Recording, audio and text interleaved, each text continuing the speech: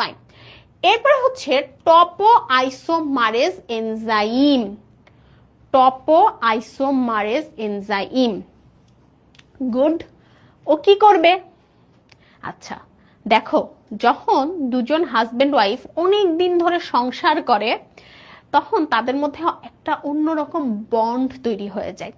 Even তুমি তোমার ফ্রেন্ডদের কথাও ভাবো, যে তোমার ফ্রেন্ডদের সাথে তুমি অনেক দিন ধরে ছিলা, তাহলে তাদের মধ্যে তোমার সাথে তার একটা বন্ড তৈরি হবে।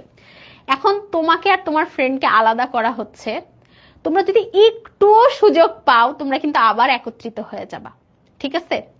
তো এই যে তোমাদের যেন আর একত্রিত না হতে দেওয়া হয়, সেই কাজটাই করবে টপো আইসোমারেজ।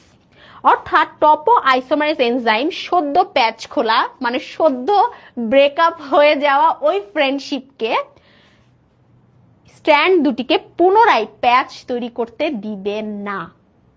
আমি কি বুঝাতে পারছি? হেলিকেজ এনজাইম তো সুন্দর মতো ভাঙতেছে,